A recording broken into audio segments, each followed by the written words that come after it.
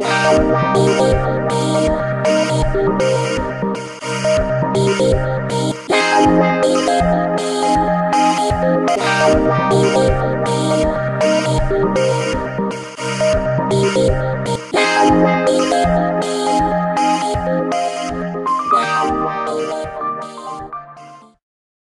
maman, bandeko, mesdames, mesdemoiselles, messieurs, bonjour. Merci de nous accueillir une fois de plus chez vous.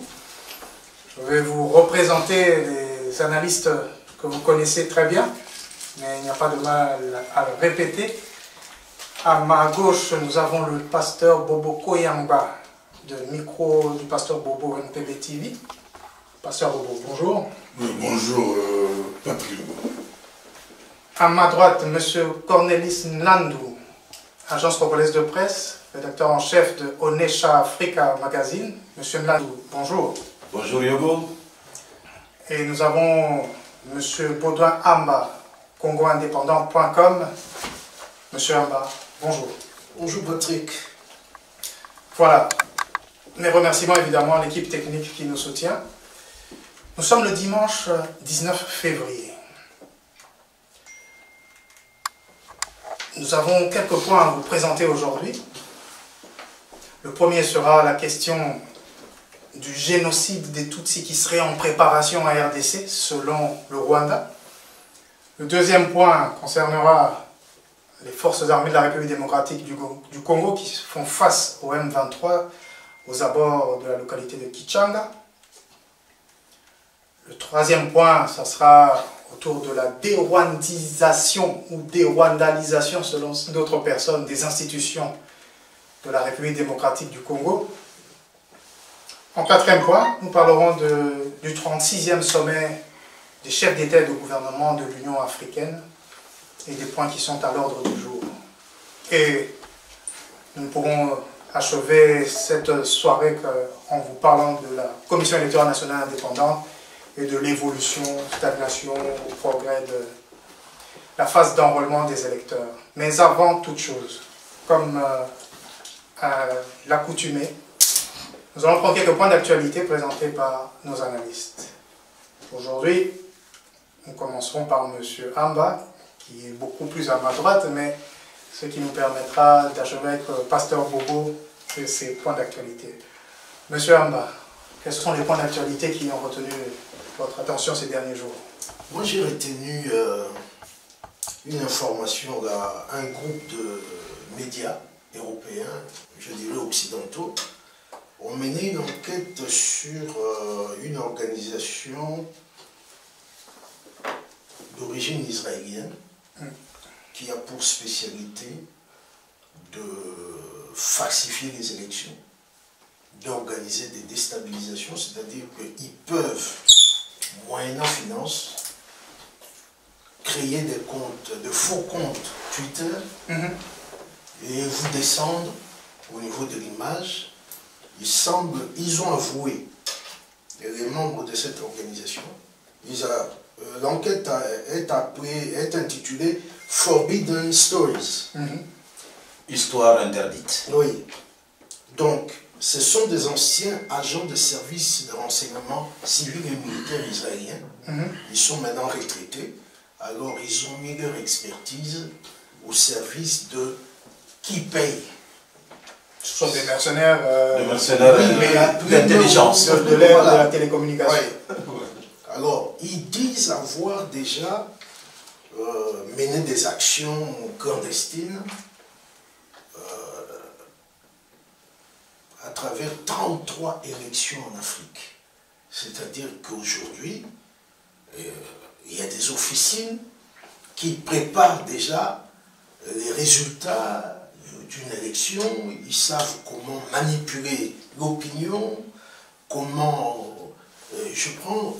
ils ont donné un exemple là. Le CICR, la Communauté internationale de la Croix-Rouge, qui est au Burkina. Le Comité international de la Croix-Rouge. Le Comité international de la Croix-Rouge doit prendre contact avec des gens qui habitent les endroits occupés par les djihadistes. Un journal français a publié une opinion disant que le CICR est en contact avec les djihadistes. Alors que le CICR est obligé de parler avec eux pour entrer en contact avec la population, à aider tous ces consorts. Et ils ont plusieurs journalistes qui travaillent là, alors moyennant 3 000 €, un bon papier ou un bon article ou édito.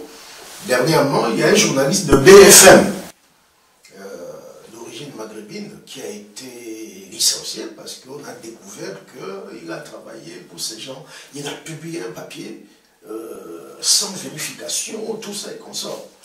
Donc voilà un peu le danger que... Donc c'est une entreprise de désinformation et déstabilisation. Qui a pignon sur rue en Israël? Non, ils n'ont pas pignon sur rue. Hein? Vous ne trouvez pas de pancarte devant l'immeuble, non, pas d'enseigne. C'est pour les initiés.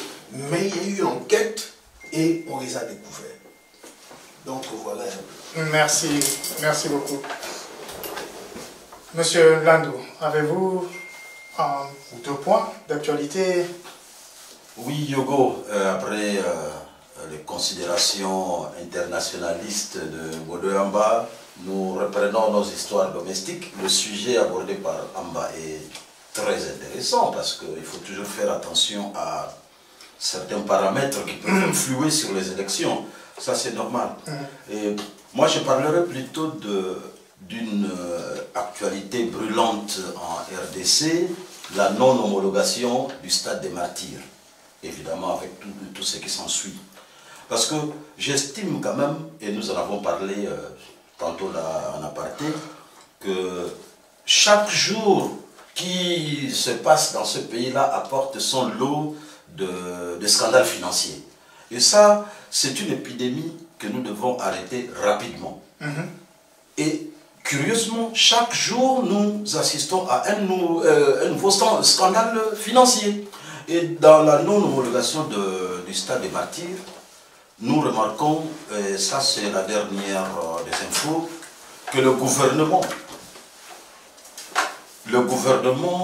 avait décaissé 3 millions de dollars pour des travaux de rénovation du stade des martyrs, la lumière, le couloir, la maintenance pelouse, de manière générale. Oui, vous savez, le stade des martyrs a été inauguré le 14 octobre 1993. Et quand il a été inauguré, c'était le meilleur stade d'Afrique centrale. Mais il peut contenir quoi, 80 000 personnes? 80 000 personnes. C'est le plus grand stade que nous ayons de toute façon, oui, dans la République démocratique du Congo. Oui, et donc, à son inauguration, c'était le meilleur stade d'Afrique centrale. Mais il faut savoir que de 93 à 2022 ou 2023, beaucoup d'eau a coulé sous le pont, évidemment.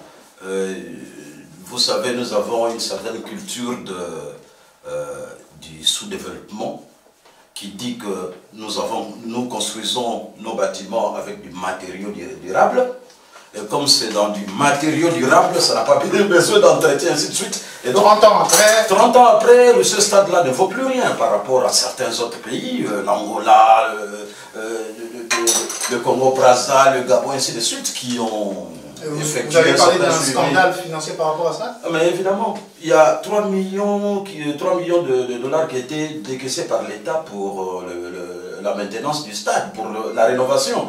Et on remarque que rien n'a été fait parce que le stade, non, la pelouse déjà pour laquelle le gouvernement a décaissé des fonds, la pelouse fait déjà défaut par rapport aux critères de la CAF. C'est une pelouse, entre guillemets, réputée, périmée. La CAF a dit que la pelouse est périmée, donc c'est que le gouvernement qui a décaissé de l'argent pour une nouvelle pelouse, donc il y a quelque chose qui ne va pas. L'argent a été détourné quelque part.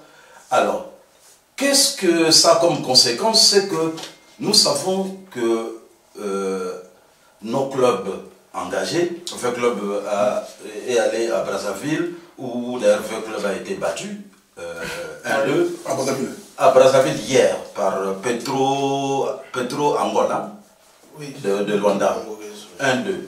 Et le club a joué à domicile à l'étranger. Donc, vous voyez un peu une conséquence. Mais pourquoi pas jouer à Lubumbashi? Je vais y arriver. Parce que, vous savez, pour Vert Club, on peut comprendre, parce que Vert Club est juste en face de Brazzaville. Voilà. Et donc, le public peut facilement accéder au stade, comme par rapport à Lubumbashi, qui est un peu éloigné. Il faut y aller par avion. Alors, pour Imana, qui doit jouer aujourd'hui à Luanda, ça, c'est encore un problème. C'est là où nous avons politisé le sport. Parce que même les léopards qui doivent aller jouer au Cameroun, les léopards ont déjà joué à Lubumbashi. Hein, en 1940. Mais oui, c'est ça qui a été décidé. Mais vous savez, moi je vais jouer au Cameroun. Au Cameroun. Les léopards vont jouer au Cameroun parce que le stade des martyrs n'est pas homologué. Je vous ai dit tout à l'heure là que actuellement, nous au Congo, nous de la société civile, nous avons des maux de tête parce que nous raisonnons avec notre cerveau. Mais aujourd'hui, en RDC, nous constatons qu'il est interdit de raisonner avec son cerveau. Il faut raisonner avec le cerveau du parti ou le cerveau tribal pour être pris au sérieux.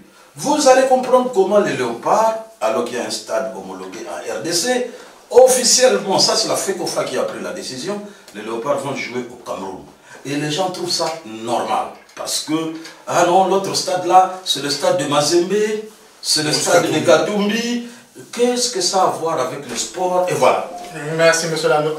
Vous avez un deuxième point? Non, je voulais terminer par le cas Lupopo. Lupopo va jouer à Ndola, en Zambie, aujourd'hui. Or, le stade le plus proche est le stade de Mazembe qui se trouve à un jet de pierre, donc pratiquement moins de 3 km. On peut aller à pied. Mais ils vont jouer à Ndola qui est à 262 km. Et je connais bien le problème parce que moi j'ai étudié, j'ai fait ma dernière année à Lusaka, à Great East Road Campus, et j'ai pris ce chemin-là en bus, toute la promotion. Nous sommes allés de Lubumbashi à Lusaka en bus. Et donc, vous allez de Lubumbashi à Lusaka, c'est combien d'heures de bus? Non, pas de bus, hein, mais c'est 260 km. 260 km. Ou on peut aller en avion, c'est 1 heure, mais il faut payer tous les billets d'avion. Et donc, l'équipe de Lupopo qui va jouer à domicile à l'étranger n'aura pas non plus de supporters. Parce qu'il n'y a pas que le trajet qu'il faut faire, il y a aussi le laisser-passer. Dans la législation zambienne, une équipe ou un orchestre peut traverser la frontière avec un laissez-passer collectif. Mais ça ne sera pas le Mais cas pour pas les les supporters. individus. Les supporters doivent avoir un laissez-passer individuel qu'il faut payer au consulat de Zambie à Lubumbashi.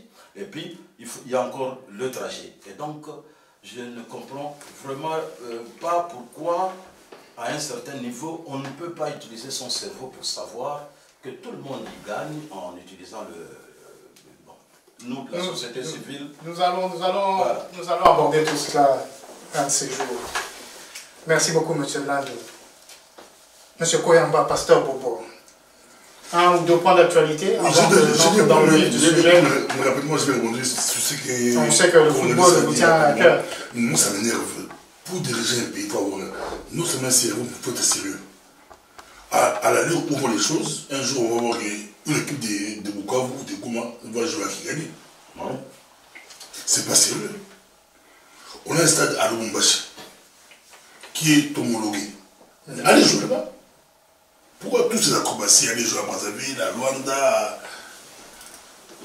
On comprend votre peine. Non, c'est triste, c'est grave. Je sais bien, je sais. C'est révoltant.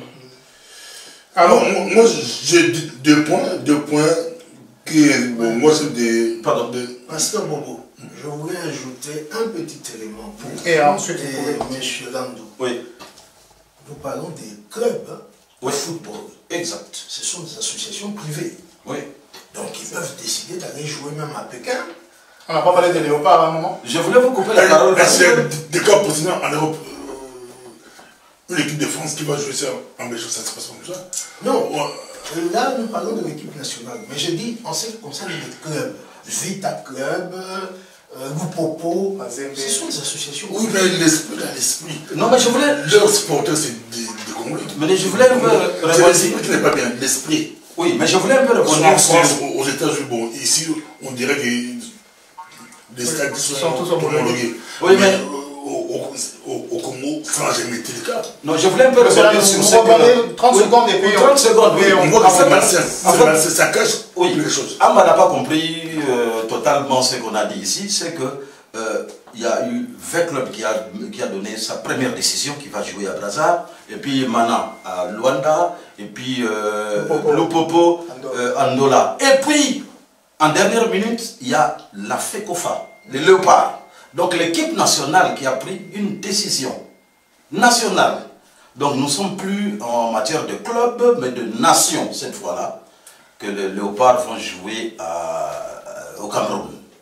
Donc c'est un peu ça. Donc, Pasteur Bobo. Interpellant. Quand on délocalise aussi leurs concerts, les familles, les conflits vont jouer à Côte d'Ivoire. Pasteur Bobo, 2 points d'actualité. Deux points qui intéressent. Il y a Martin Bakoli, l'affaire Martin Bakoli. C'est un autre Qui est scandale. Martin Bakoli? Un boxeur congolais, ou champion, je ne sais pas, un boxeur. Je vois Jeune Afrique qui a titré Martin Bakoli, le vrai faux combat de boxe et de 100 000 $ en cash. RFI titre interrogation autour du boxeur Martin Bakoli et d'un combat à 100 000 $. Racontez-nous. Un boxeur congolais qui était à Kim. Apparemment, il a dit qu'il était malade ou qu'il avait des problèmes. Il est passé chez un de nos confrères, Israël Moutongo. On en parlait si longuement avec l'affaire. Solo dans la politique, c'est ça? Solo dans la politique. Avec l'affaire. Sango. Le musicien de confrères. L'affaire beau-frère du président. Bon, maintenant, il sort avec l'affaire Bakoli. Il présente Bakoli comme étant un champion de boxe congolais, abandonné par le pays, il souffre. Dans son émission. Dans son émission, il présente que voici les boxeurs abandonnés. Or, Israël Moutongo est très suivi. Cela a touché le ministre des Sports. Comment on peut abandonner un grand boxeur congolais? Et puis, il a un combat le 4 mars. Et le ministre des Sports n'était pas au courant qu'un champion national, mais il voulait se finir, avait un combat. Il a un combat le 4 mars et que le pays doit l'aider. On lui paye 100 000 $ en cash. Par pitié, par grandeur d'âme. Non, c'est le pays, oui, le pays avec le ministre, il vient avec des journalistes, c'est filmé, on lui donne les 100 000 $ en cash. Donc, pas de transactions, pas de en cash. Sur la table, on a vu des liasses. Et la chose a touché les internautes. Comme feraient les Bédouins. En vérifiant, on voit même le combat qui dit qu'il a un combat de boxe le 4 mars, c'est faux. Il n'y a pas de combat. Bon, ils ont escroqué. C'est un journaliste qui a joué le rôle d'intermédiaire. Et puis bon, maintenant, il attaque tout le monde. Il est très arrogant. Arrogant à un niveau impossible. Donc, la chose, toi, j'ai cité RFI et Jeune Afrique. Mais il y a beaucoup d'autres. C'est vraiment tollé général. Mais Israël Moutongo qui passe à voir la télé avec arrogance, qui minimise, qui attaque les gens qui commentent sur l'affaire.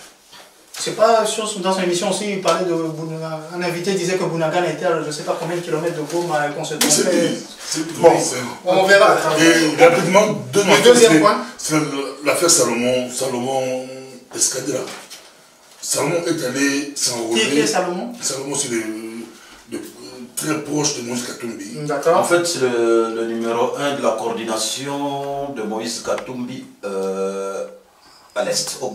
Maniema, oui. Il est allé s'enrôler comme tout le monde, comme c'est d'habitude au Congo avec une délégation. Et il croise encore un groupe de jeunes. Il y a eu bagarre, un mort et plusieurs blessés. Un mort? Un mort, oui. Un mort. Un mort, donc, à la ligne où vont les choses, il faut essayer d'interpeller les partis politiques, les opposants, les politiciens, Parce que c'est né qu'au début. Ça serait très chaud. Oh, la campagne n'a pas encore commencé. Là, on est dans le roulement. Pré-campagne. Et tous ces politiciens-là, ils vont faire des désaccords. Pourquoi aujourd'hui manipuler les jeunes, faire tuer les gens? Vous savez bien que demain, il y aura des accords post-électoral, même pré-électoral. Merci, Pasteur Bobo.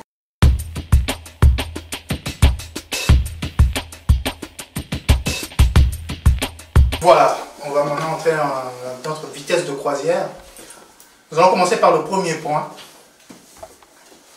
Nous avons entendu, nous avons lu qu'il y aurait un génocide contre la population Tutsi qui serait en préparation en République démocratique du Congo. Avant de laisser la parole aux analystes et notamment à M. Amba pour qu'il nous en parle plus en détail, on voudrait rappeler quelques éléments. L'APR, l'Armée patriotique rwandaise et le Front patriotique rwandais, ces entités sont venues de l'Ouganda. Ce sont des anciens réfugiés qui ont fui leur pays, la République du Rwanda, avec toutes les vagues de programmes qu'il y avait eu chez eux, de la révolution sociale en 1959, etc. Ils ont été un peu éparpillés partout dans les pays voisins, notamment au Zaïre de l'époque, au Burundi, Tanzanie, etc. Ces gens récupèrent le pouvoir au Rwanda, s'installent, majoritairement ce sont des Tutsis. Leur mission étant réussie au Rwanda, voilà qui porte au pouvoir l'AFD, l'Alliance des forces démocratiques de libération, avec un certain Laurent-Désiré Kabila à la tête. Celui-ci vient avec des armées, des troupes rwandaises, qui finalement sont repoussés ou leur soutien a été récusé par le président Laurent-Désiré Kabila. Les Rwandais devaient rentrer chez eux. Et puis on voit qu'il y a le CNDP qui se crée à la suite du RCD Goma. Et nous nous retrouvons aujourd'hui avec le M23. Ce M23, dit-on, qui est un groupe rebelle armé, mais congolais, composé de Tutsis. Pour revenir donc à notre titre, il semblerait qu'il y ait un génocide qui serait perpétré, il se préparerait contre les Tutsis qui se trouveraient au Congo. Monsieur Amba, ayant rapidement brossé cette historique militaro-politique de la RDC et du Rwanda, pensez-vous vraiment qu'il y a une préparation d'un nouveau génocide contre des Tutsis qui seraient en République démocratique du Congo? Non, mais il faut dire une chose, c'est que depuis que Kagame est arrivé au pouvoir au Rwanda, l'objectif premier c'était affaiblir le Congo, parce qu'il disait que le Zaïre de Mobutu constituait une menace pour la sécurité nationale tant du Rwanda que de l'Ouganda. Ils ont pu, comme nous le savons, envoyer nos 42 000 phases à Kitona, dans un camp de concentration. Beaucoup sont morts de maladies, de malnutrition, etc., etc. Mais je voudrais quand même faire une précision ici. Le RCD Goma n'était pas devenu le CNDP. En fait, l'histoire de génocide fait partie, je dirais, comment on peut dire ça, des prétextes que Kagame invoque chaque fois pour justifier ses interférences sur notre territoire. Un exemple, quand l'AFD a pris le pouvoir, l'objectif de Kagame c'était que entre Bizi Makara et Rouberois, l'un d'eux soit président de la République. Ils ont été surpris par l'annonce faite par Laurent-Désiré Kabila, qui s'est autoproclamé président.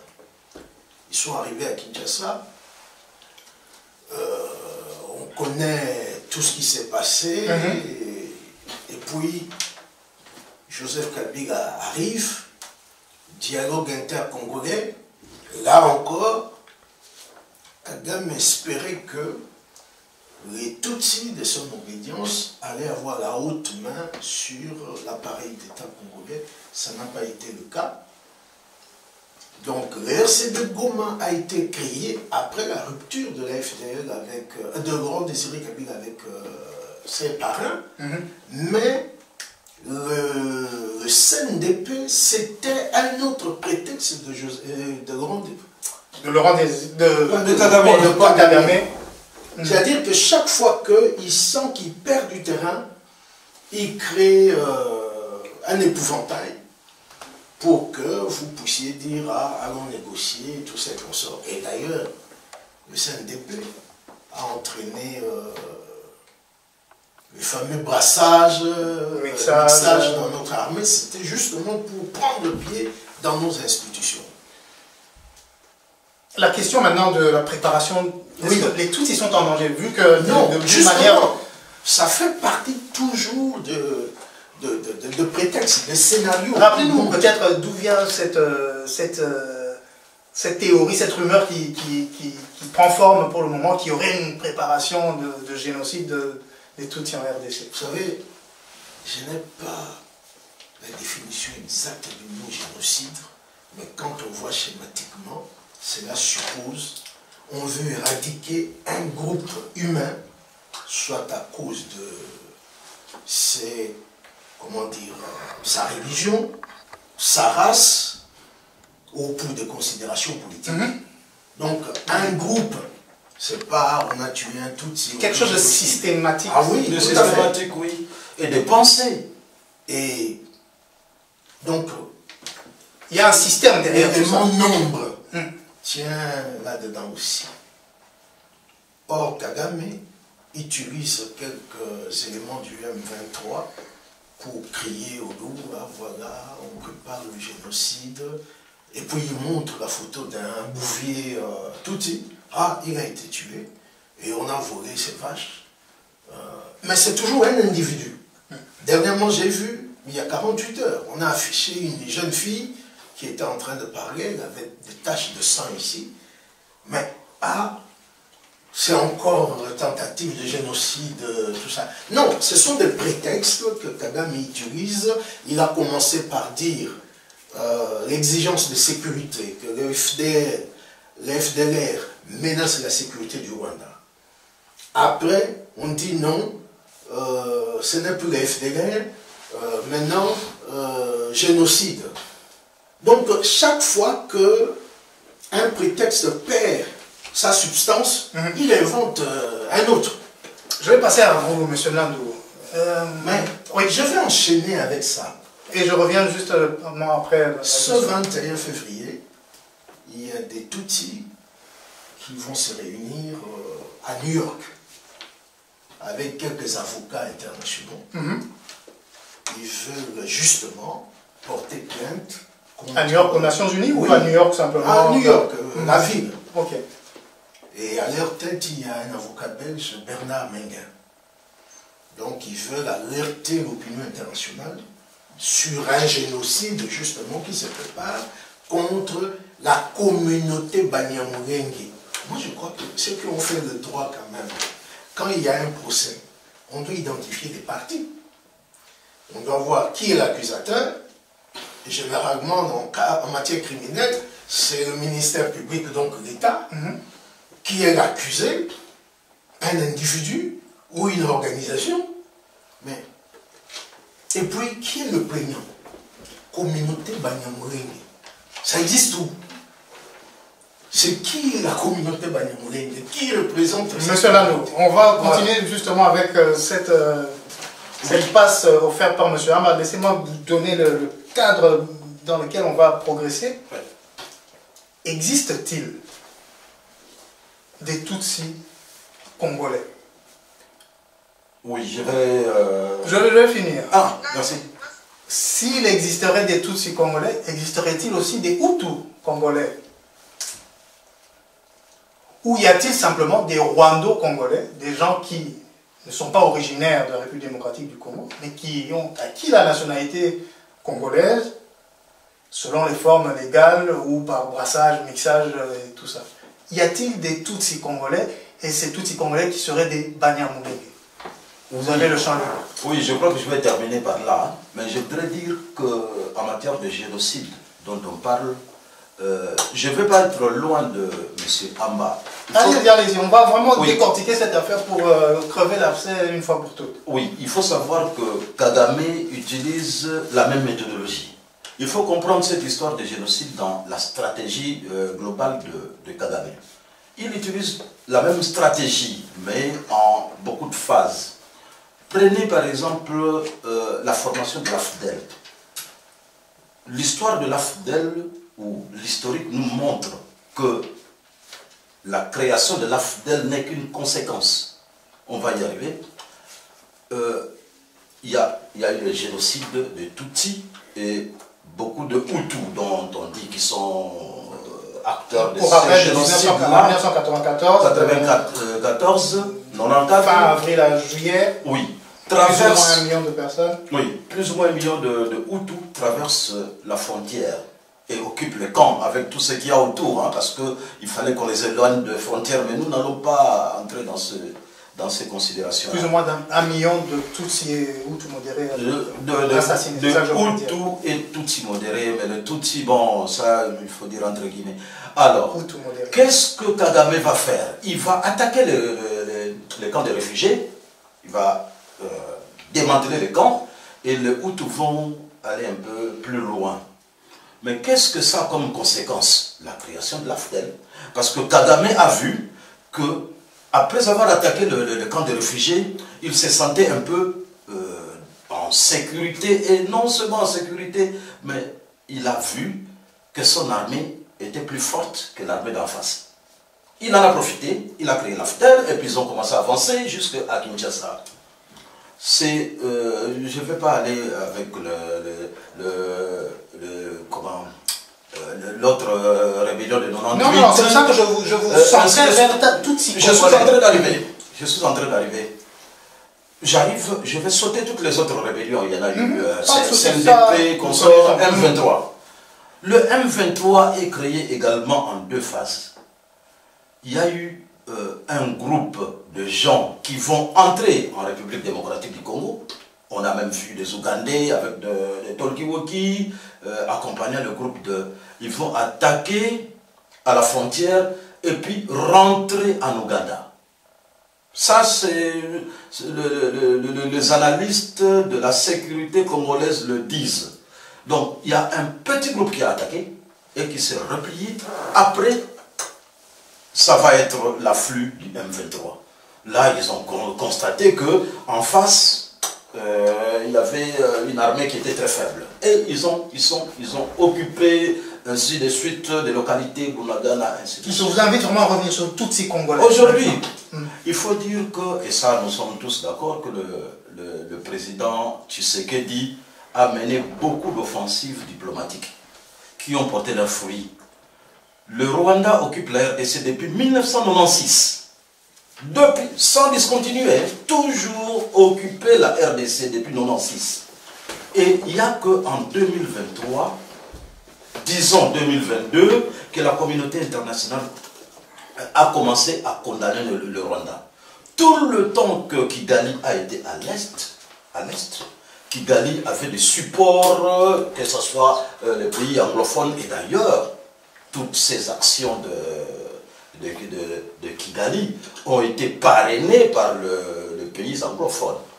Et je dis aujourd'hui, la communauté internationale condamne pratiquement à l'unanimité le Rwanda. Et Kagame, je dis, l'histoire du génocide, il faut l'insérer dans la stratégie globale de Kagame. Aujourd'hui, Kagame est acculé. Son histoire de FDLR ne tient plus debout. Bien que la communauté internationale parle toujours de FDLR. Mais, vous vous en souvenez, notre ami Kamere a démissionné du Parlement parce que Kabila avait signé un deal avec Kagame pour faire entrer l'armée rwandaise à l'Est, pour chasser les FDLR. Qu'est-ce que Kagame a fait? Tout le temps que Kagame est resté, nous sommes en 2009 je crois, tout le temps que Kagame est resté à l'Est, tout le temps depuis 1996, hein, Kagame n'a jamais vu un seul élément FDLR. Jamais. Ils sont autorisés officiellement à opérer à l'Est en 2009. Autorisés par le président Kabila. Ils occupent l'Est. Ils n'ont jamais vu un seul élément FDLR. Et vous savez d'ailleurs, entre parenthèses, tous ceux qui ont analysé la situation de l'armée rwandaise à l'Est après l'accord avec Kabila ont constaté que l'armée rwandaise à l'Est s'est focalisée sur la topographie, c'est-à-dire où se trouvent les minéraux, ainsi de suite. Et monsieur, donc, je vais vous interrompre et passer la parole à monsieur merci. Pasteur Bobo. Je reprends la question là où on s'était arrêté avec monsieur Landou. Est-ce qu'il y a au Congo des peuplades, des tribus Banyamulenge? Je sais que vous avez couvert une conférence il y a quelques années de cela au Presse Club, où nous avions des historiens, des militants, activistes, il y avait même des originaires du Nord Kivu qui étaient là, qui ont pris la parole, etc. L'un d'entre eux disait d'ailleurs qu'ils ont toujours combattu les Rwandais depuis presque un siècle, et il n'y a jamais eu de Banyamulenge, des Tutsis congolais. Donc je repose ma question, y a-t-il une ethnie Tutsi, comme on la retrouve en Ouganda, comme on la retrouve au Burundi, et donc au Rwanda également, au Congo, comme il y a des Congos, peuple Congo, qu'on retrouve en Angola ou au Congo-Brazzaville? Y a-t-il des Tutsis, cette ethnie répertoriée sur le territoire de la République démocratique du Congo? C'est des pays voisins. Dire qu'il n'y a jamais eu de Tutsis au Congo, c'est aussi faux, mais dire qu'il y a des Tutsis au Congo, c'est encore faux. Mais, alors, entrez en détail, éclairez un peu l'opinion. En effet, c'est vrai que depuis l'époque, il y a eu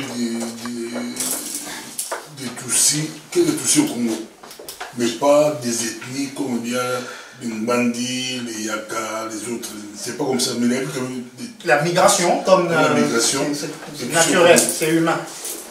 Mais ils en ont profité aujourd'hui, ils en profitent parce que le Congo est trop faible. Je crois même eux, les Rwandais, cet homme. C'était une aventure éclair, ils croyaient que ça pouvait échouer, mais ils sont devenus un peuple très naïf. Les Congolais, on voit que oui, à la lutte où vont les choses, je crois que les Rwandais peuvent, eux, calculer à long terme. Ils peuvent prendre Kinshasa, ça pour eux. Ils l'ont déjà fait une fois. Donc, quand ils prendre, mettre des Tutsis, bombarder des Rwandais, passer par là, ils peuvent le faire sans problème. Déjà, comme j'ai beaucoup de Serge Bourdieu, on m'a dit, notre grand problème, c'était les 18 ans de Kabila à la tête du pays. Kabila, Joseph. Pourquoi donc? C'est vrai, les toits, il a placé des Rwandais. Dans l'armée, c'était, quand on écoutait des généraux, moi je crois que c'était des généraux congolais.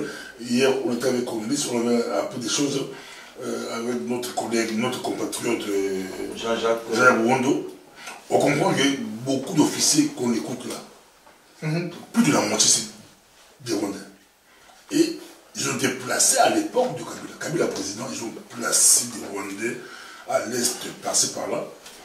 Et en même temps, ils ont aussi infiltré. J'ai vu quand vous avez commencé, il faut qu'on puisse des rwandaliser, on va en parler. Des kagamisés. On va voir ça dans 2 minutes. Donc, il y a eu des Tutsis au Congo, oui. Mais pas avec la façon dont eux, ils expliquent. Comme si il y avait vraiment des peuples rwandais au Congo. Ça, c'est pure manipulation. Merci, Pasteur. J'ai un petit élément. Et puis je passe à M. Landou et on va passer au deuxième point. Le Congo de Léopold II a été fondé sur base d'associations des tribus. C'est-à-dire qu'ils ont signé des accords ou des traités avec des chefs coutumiers et leur tribu est intégrée là-dedans. Et d'ailleurs, quand vous lisez l'article, sauf erreur de ma part, l'article 6 de la Constitution de Louabourg, il est dit que un Congolais d'origine, je cite de mémoire, tout descendant des tribus ou des parents dont les tribus ont formé... Ce qui est devenu la République du Congo en 1960. Cela veut dire que chaque tribu est localisable dans l'espace appelé Congo. Quand vous avez par exemple au Kivu, les Bafuliro, qui sont justement Minembwe, Uvira, les Bembe, les Rega, les Nandé. On sait qu'eux, ils sont ici.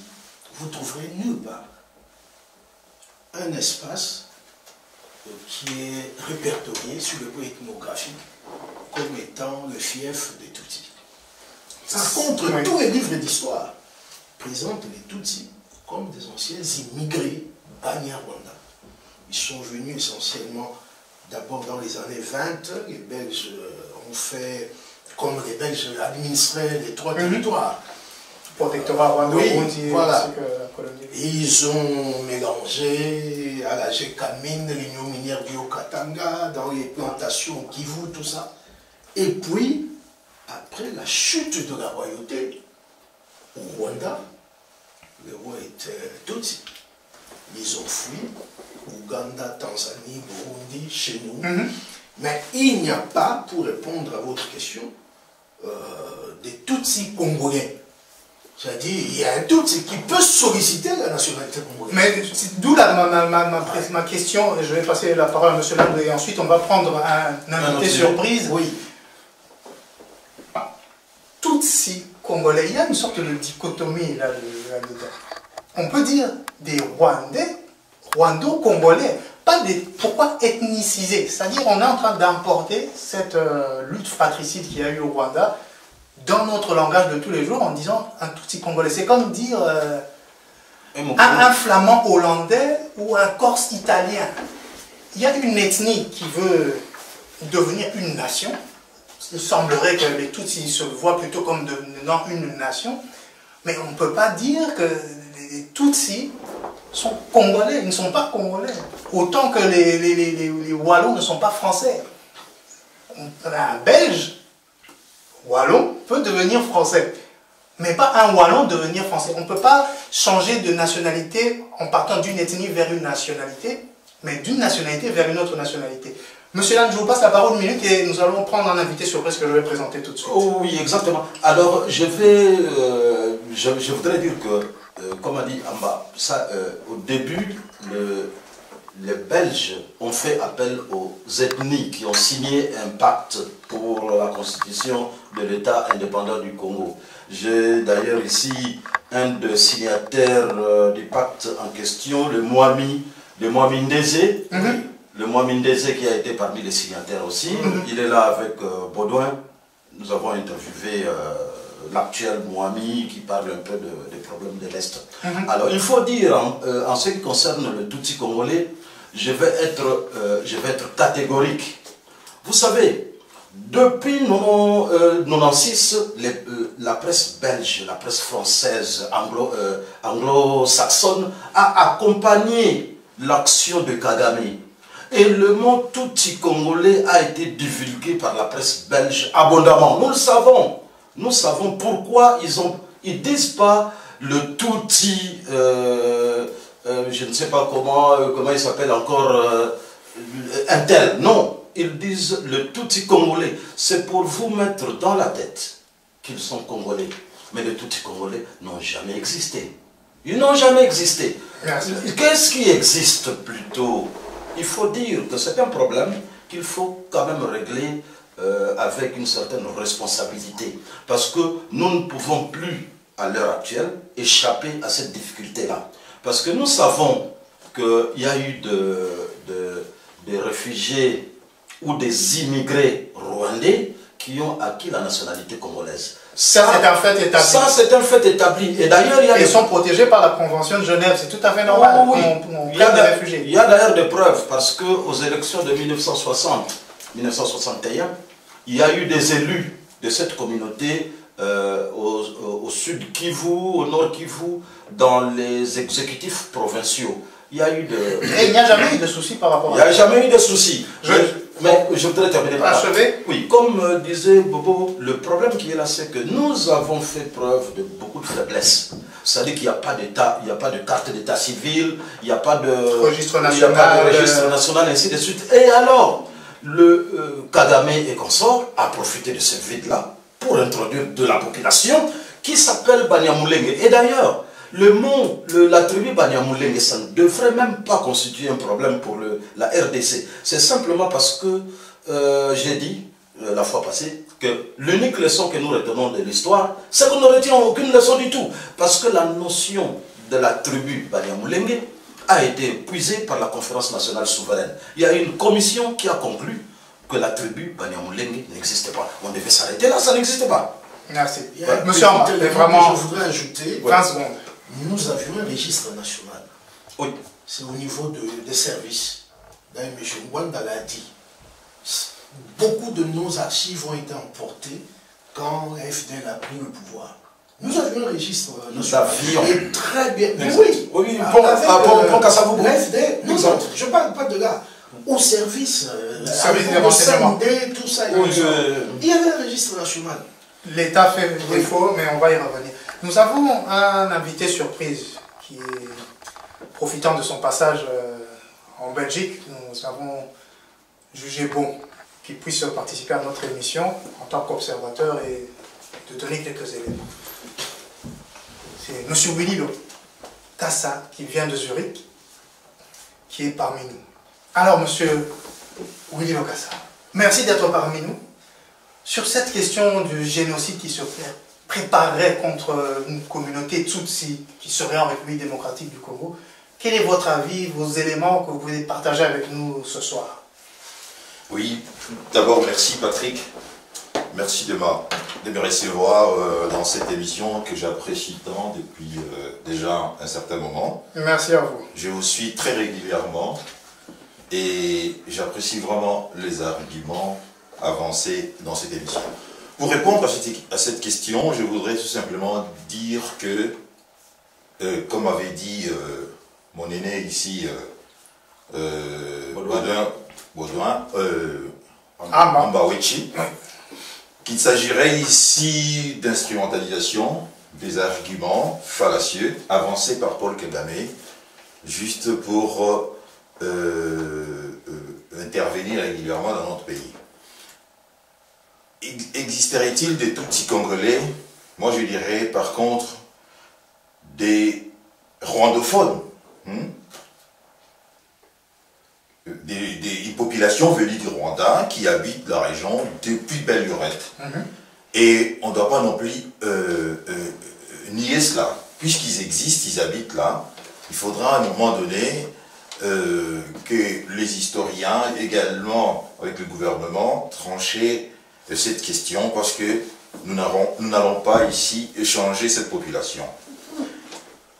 Je vois plutôt, ce sont des rwandophones qui sont venus à une certaine époque, qui habiteraient dans la région.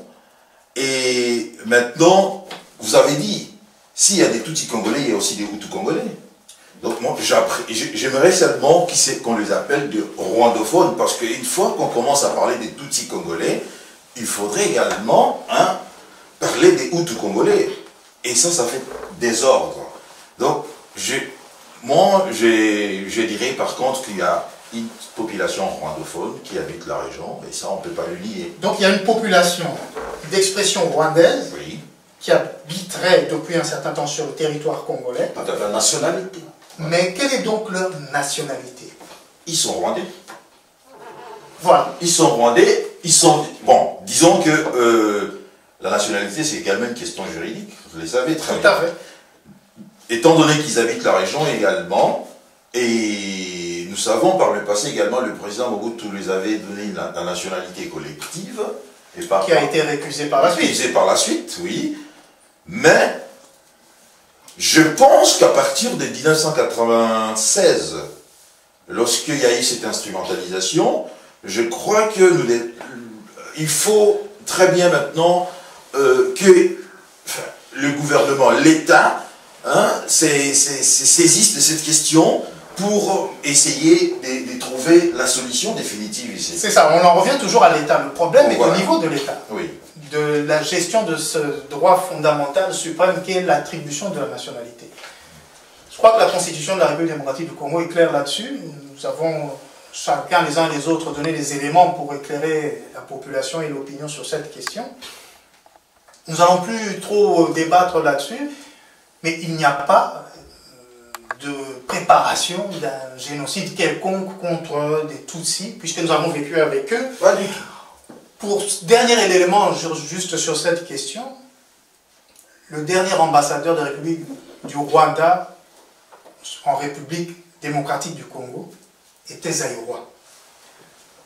Voilà tout. Il avait la nationalité zaïroise qu'il a abandonnée lorsque le FPR a récupéré le pouvoir en République du Rwanda.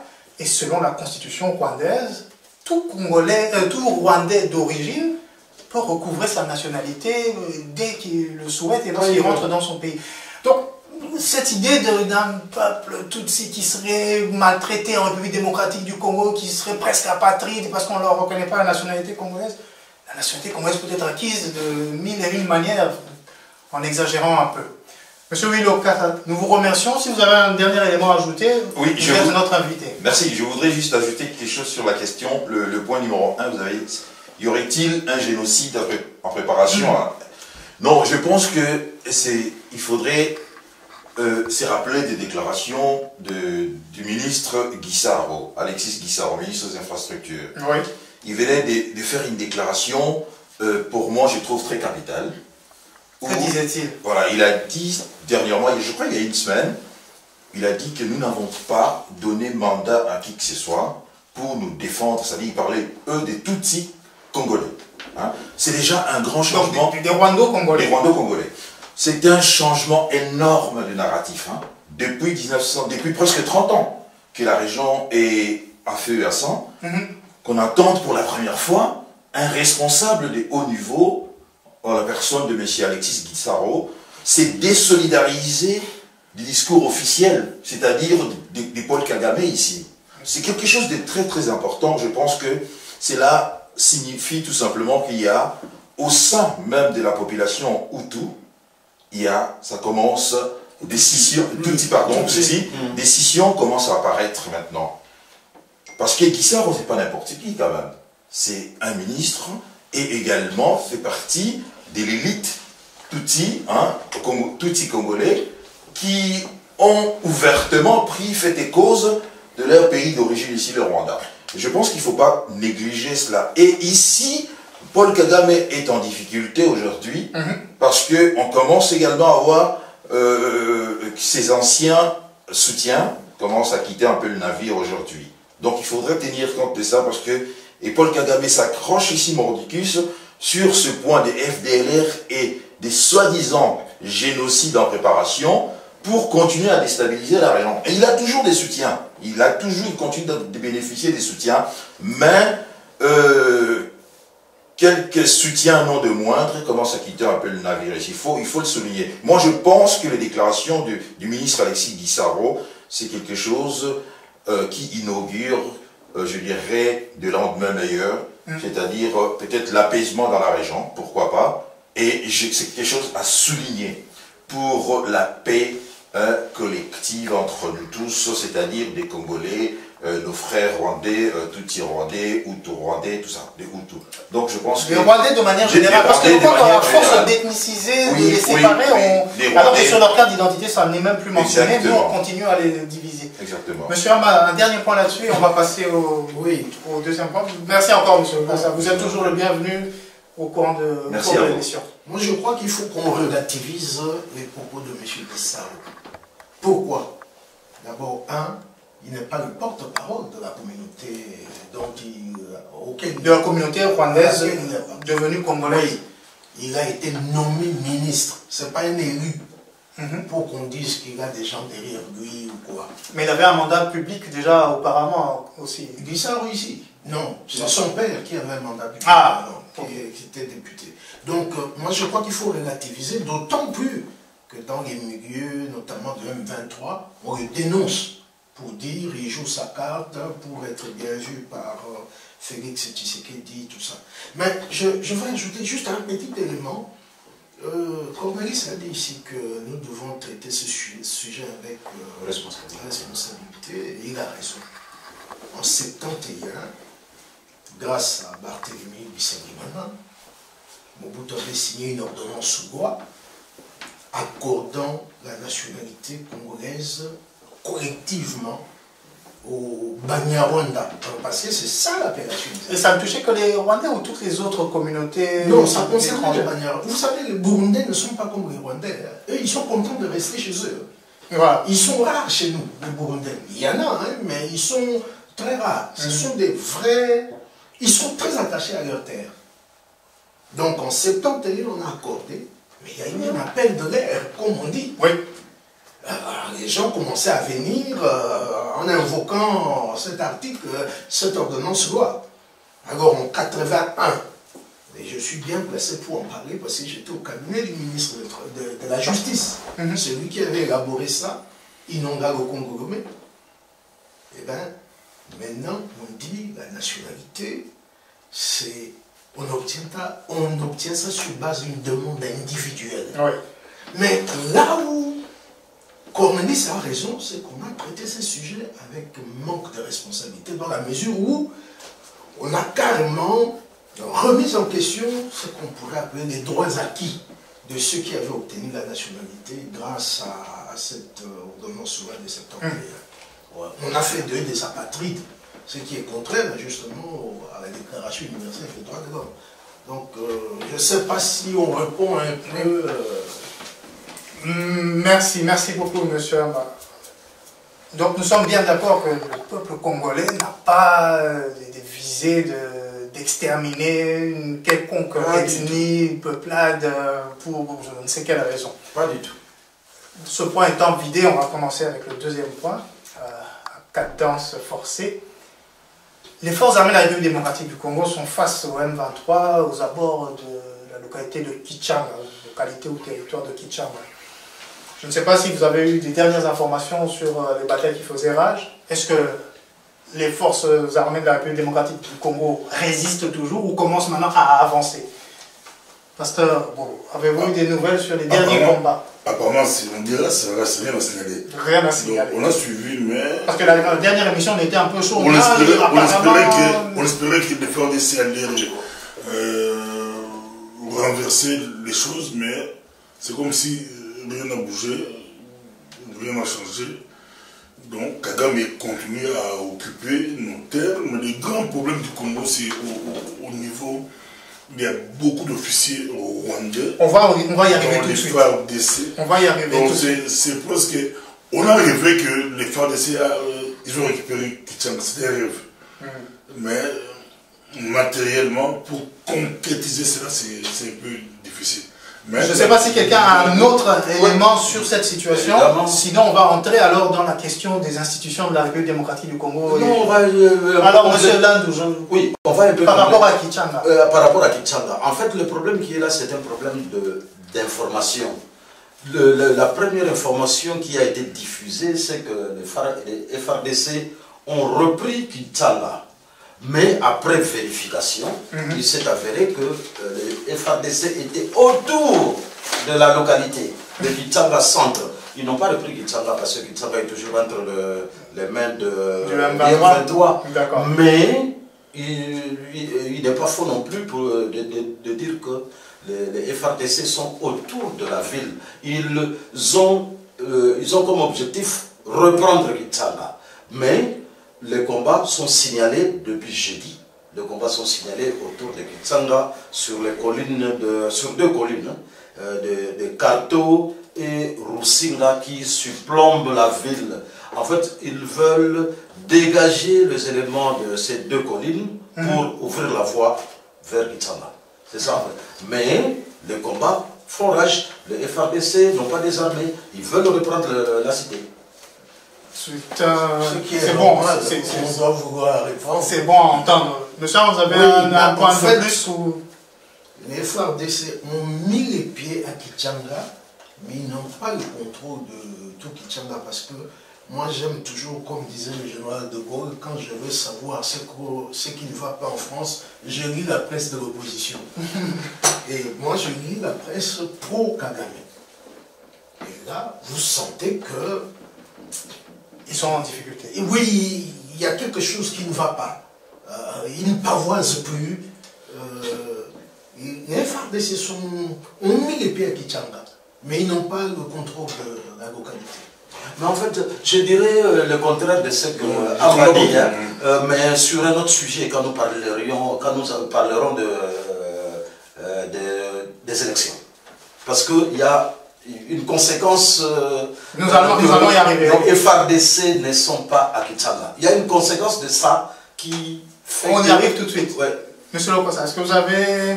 Non, juste pour ajouter ce que vient de dire mon aîné Baudin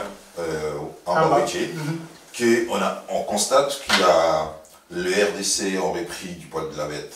On constate une motivation sur le terrain, et même s'ils n'ont pas encore repris totalement le contrôle de la zone, de la ville et de la localité de Kichanga, ben, on sent qu'il y a une volonté effective de récupérer cette localité. Et ça, c'est quelque chose de très bien, qui n'existait pas peut-être il y a 2 mois.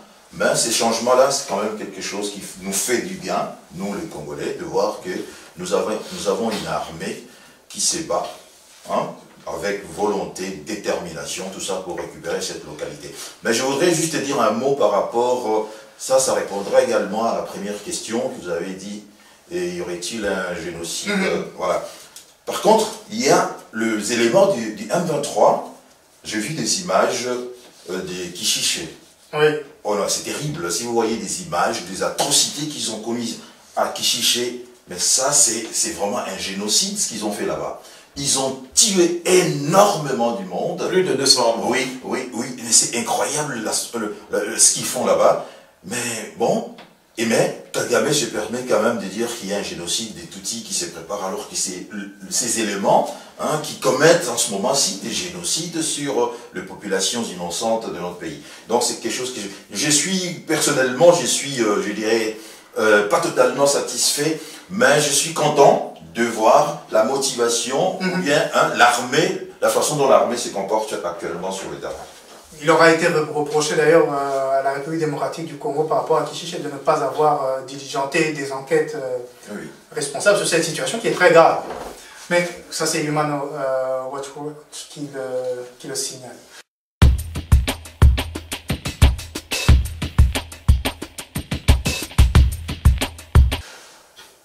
Parlons alors de la dérwandisation des institutions de la République démocratique du Congo. Pasteur Bobo, tout de suite là, vous étiez en train de me dire oui, il y a beaucoup d'officiers dans l'armée congolaise qui seraient placés par Kabila ou Kagame sous Kabila, etc. Cette idée de dérwandiser les institutions, c'est quoi qui est en... C'est quoi que vous voulez dire exactement? Je vois, ça fait maintenant débat. Ça fait débat, les Rwandais en profitent pour dire qu'ils regardez, ils veulent nous génocider. L'idée, c'était pas ça. Moi, quand j'ai lancé l'idée, je ne sais pas s'il y a des gens qui ont lancé avant moi, je ne sais pas. Moi, j'étais beaucoup plus à l'Ukraine. Quand je suivais l'Ukraine... Ils voulaient dénazifier. Non, il fallait dérussifier. J'ai commencé par dénazifier, mais après, des Ukrainiens ont répondu qu'il faut dérussifier l'Ukraine. Donc, ça ne veut pas dire qu'il faut tuer les Russes. Non. Donc, les Rwandais aiment le boingue, le mensonge. C'est notre pays. Nous ne gagnons pas la guerre, on n'avance pas, on fait reculer. Et quand on comprend les choses, c'est parce qu'il y a beaucoup de Rwandais que Kabila Joseph a planté au pays. C'était son boulot. Il a été placé là-bas. Directement, on comprend pourquoi des gens comme Honoré Mbanda les dénonçaient ici en Europe et la diaspora. Donc, il a fait 18 ans au pays, il a placé des Rwandais. Félix qui arrive. Félix Tshisekedi, non. Félix Tshisekedi qui arrive au pouvoir, qu'on l'aime ou pas, il a hérité d'un système déjà pourri. Et que faire maintenant? Quel que soit le président. Voilà la question. Que faire maintenant? Voilà, le constat est fait. Quel que sur les présidents, ça pourrait être Fayulu, moi ou qui d'autre. Le système est très pourri. Donc la solution, voilà, quelle était? il fallait dérwandaliser, décagaliser, dérwandaliser, tous les Rwandais, pas les Congolais, tous les Rwandais. S'il y a un Tutsi qui a demandé de la nationalité congolaise, on peut le laisser. Mais pour dérwandaliser le système là, si on dérwandalise, moi j'ai dit l'armée, et l'armée, la police et les services de sécurité. Mais d'autres iront plus loin. On dit qu'ils sont partout, et ils sont dans les institutions. Donc l'État doit reprendre sa place et faire le nettoyage, nettoyer les écuries. Quand vous dites nettoyer, dans le terme militaire, c'est autre chose. Moi je ne suis pas militaire. Oui, dans le terme militaire, parce qu'il y a... Assainir, il faut assainir. Assainir, c'est mieux. Assainir les institutions. Nettoyer, ça veut dire liquider. Oui, le terme militaire, c'est... Assainir. On va assainir les institutions. Les mettre de côté, on les met de côté, ce n'est pas les Congos, ça nous appartient. C'est notre pays. On a le droit de répondre des choses à mettre, de mettre des Congolais partout. Et là, on va gagner la guerre facile. C'est une guerre très facile. Puisque ce n'est pas contre des groupes rebelles.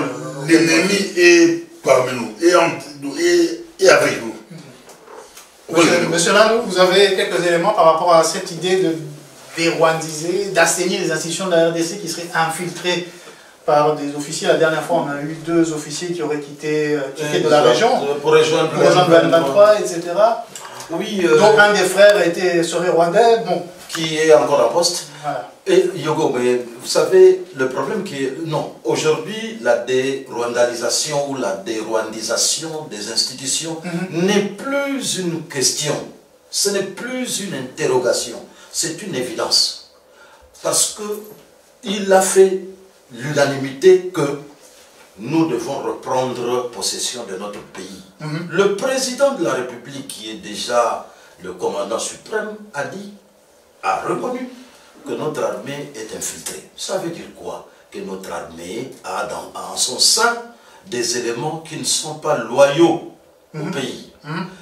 Et nous avons aussi dit dans une des émissions ici que nous avons eu beaucoup d'alibis pour dérwandiser notre armée. Nous avons eu beaucoup d'occasions que nous avons manquées. Des occasions manquées. Par exemple, vous arrêtez un général à l'Est qui donne des informations au Rwanda. Vous avez des généraux des généraux congolais, entre guillemets, qui font défection pour aller prêter main force au M23. Pour dire que c'est notre communauté, ainsi de suite, alors que l'armée c'est une armée, comme on dit, nationale.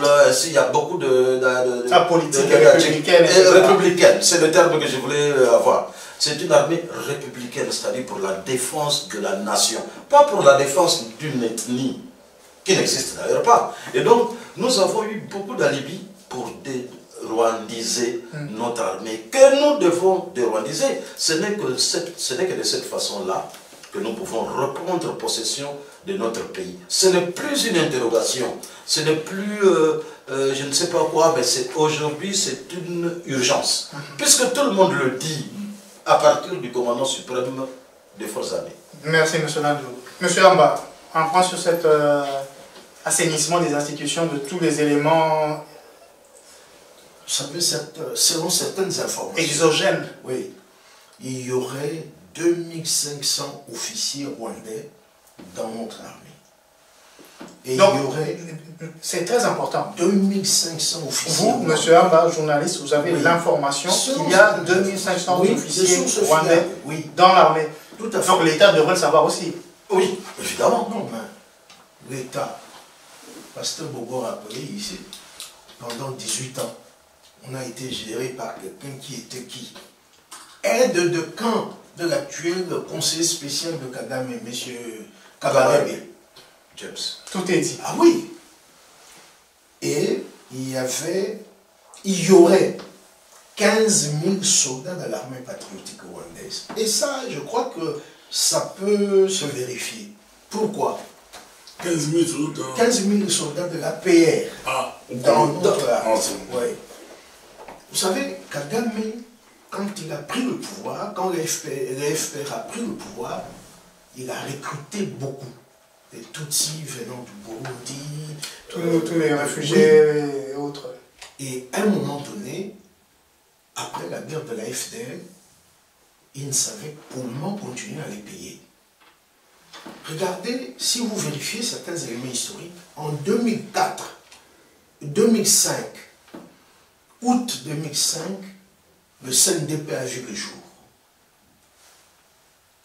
Laurent Nkunda avait déjà 8 000 hommes. Comment ça? Moi, je ne suis pas spécialiste en matière militaire. Il dit qu'il aurait été envoyé par Joseph Kabila pour régler une affaire au niveau du Kivu. Non, lui, il avait dit il ne va pas à Kinshasa pour le partage du pouvoir, il préfère rester au Kivu pour protéger les membres de la communauté. Et il avait en 2005 8 000 hommes. Il venait d'où? Il y a des documents d'histoire. 8 000 hommes. Un mouvement soi-disant rebelle. Moi, j'aime même pas. Mutin. Oui. Parce qu'ils étaient dans les forces armées de tout à fait. la démocratie du Congo. Alors, regardez comment ils ont taillé en pièces nos troupes. Chaque fois qu'il y avait des combats, il y a des officiers qui ont déclaré. Nous avons l'avantage sur eux, un ordre tombe, reculer. Nous reculons et Ils reprennent les localités. eux, ils reprennent ce que nous avions pris. Donc, c'est pour dire que la dérwandisation ou dérwandalisation, Dérwandisation, c'est plus plus français que nécessaire. dans le néologisme ici. Je vous raconte une autre anecdote. Une anecdote récemment, un certain Muller Ruimbika, Manassé. Je ne sais pas si le nom vous dit quelque chose. Non, oui, Ruimbika, oui. Pas du tout. Vous savez, quand les échauffourées ont commencé au Kivu, en octobre 96, toutes les dépêches de l'AFP étaient datées de Kigali. Et qui... Ça, c'est l'AFTEL. Oui. Bon, disons que lui, il existait déjà avant l'annonce de l'AFD. L'AFD est né le 28 octobre 96. Mais lui s'est représenté comme porte-parole de l'ADP, Alliance des peuples, Qui est, de Bouguera. Bouguera. qui Oui.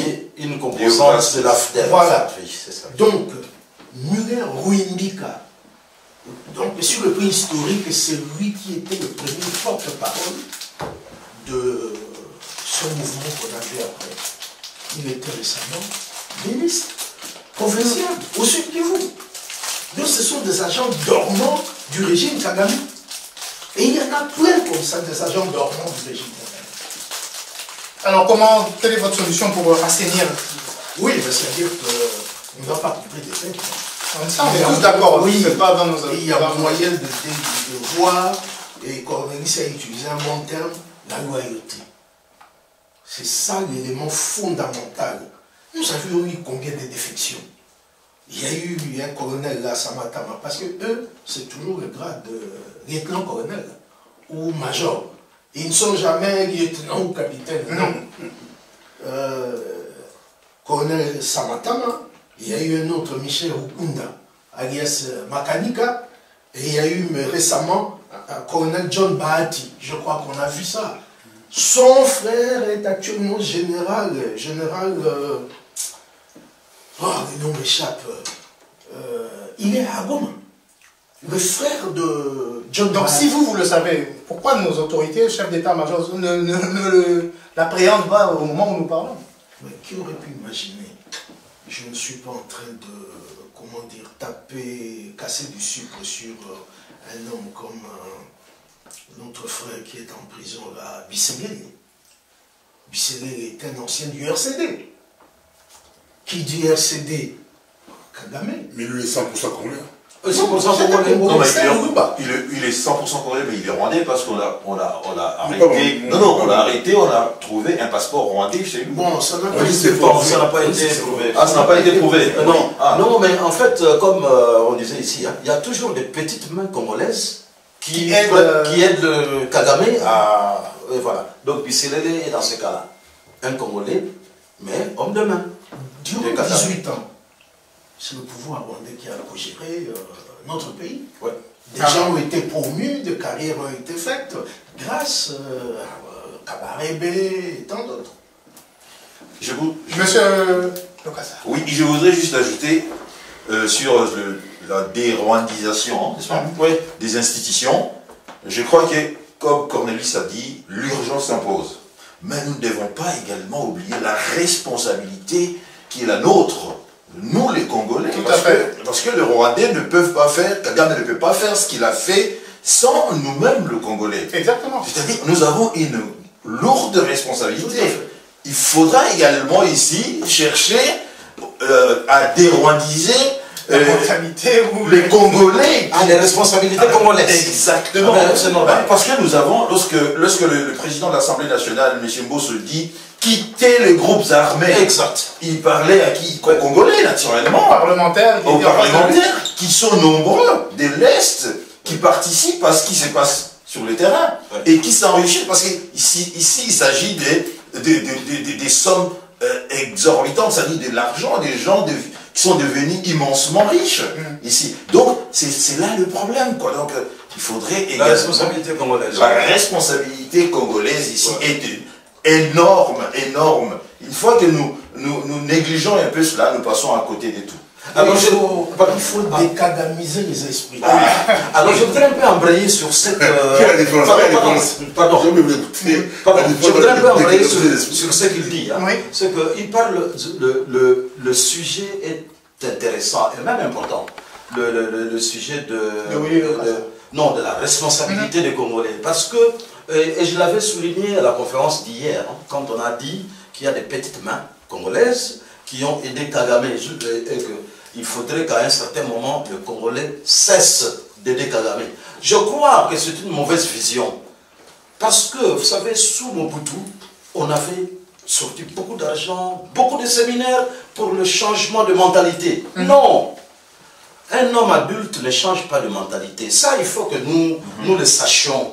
Un homme adulte ne change pas de mentalité. Un homme adulte, quand il commet un délit, on le prend, on le met en prison. Ouais. C'est de cette façon-là que les responsabilités congolaises dans les complicités congolaises dans les méfaits de Kagame doivent être sanctionnées. C'est normal, c'est des délits, c'est des crimes contre la République. Il faudrait qu'on sanctionne. Par exemple, on estime qu'il est pion de Kagame, une trahison. C'est combien? Les juges sont là, ils savent combien d'années de prison ça fait. J'ai suivi encore un documentaire hier sur un biologiste israélien qui, à un certain moment, était en train d'étudier et avait réalisé beaucoup de choses en Israël sur les vaccins, ainsi de suite. Mais dans l'entretemps, comme ce biologiste israélien avait d'abord travaillé en Russie, en URSS en ce moment-là, il avait des amis. Et donc chaque fois qu'il trouvait quelque chose en Israël, il en parlait à ses collègues, frères. Il envoyait des rapports à son ami d'URSS pour que l'URSS avance aussi dans la même longueur. Et quand on a découvert le biologiste en question, il a écopé de 20 ans de prison. Et chez nous, la sanction est donc... chez nous, on applaudit, ah non, Azalambongo, et puis on s'arrête là. Non, les responsabilités congolaises doivent être punies.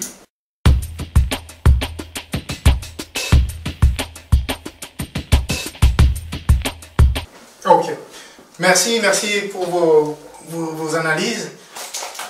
On va pas encore plus cadencer, aller dans le quatrième point et puis le dernier point sur la CENI, mais on va survoler rapidement le 36e sommet des chefs d'État et de gouvernement de l'Union africaine, qui se tient ce week-end à Addis Abeba.